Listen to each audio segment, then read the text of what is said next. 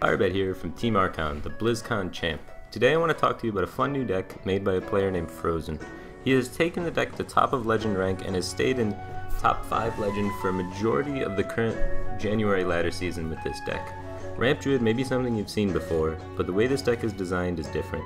It even cuts some cards that people believe are uncuttable. With this deck, a player will most of the time hard mulligan for Wild Growth or Nourish to be ramping up.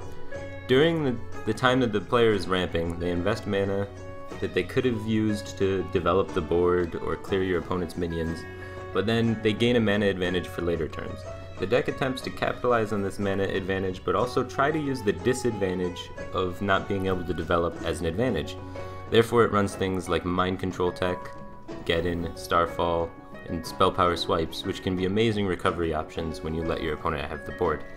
But normally, these options can cost a lot of mana to use and be kinda clunky, but thanks to the mana gain that you get, you can effectively use these cards to stabilize the board.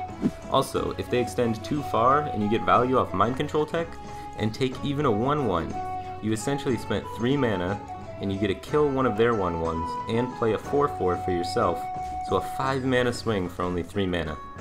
This deck uses Gnomish Inventors and Antique Healbots to effectively replace Ancient of Lores because conceptually, on turn 7 with this deck, the player wants to recover the board because he essentially gives it away by investing earlier turns into mana gain. So instead of on turn 7 investing more into card draw, you want to invest back into your board now using that mana gain. So you want 7 drops like Dr. Boom, Baron Geddon, Spell Power Starfall, something to really catch up on the board.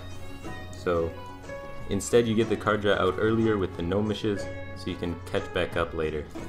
And Healbot works a little bit better than Ancient Allure in a lot of situations because Ancient Allure is just clunkier and hard to use, and Healbot's only 5 mana, and the deck has a lot of 5-cost creatures and things that you can do with 5 mana left on your turn, whereas with 3 mana left on your turn you can't do very much. After the board is stabilized, value cards such as Ancient of War, Sneeds Old Shredder, Karen, and Sylvanas will be able to lock your opponent out of the game completely. Check out teamarchon.com for full deck guides, deck lists, tournaments, videos, news, and other Hearthstone related information. This is Firebat, and hopefully you guys enjoyed the deck review.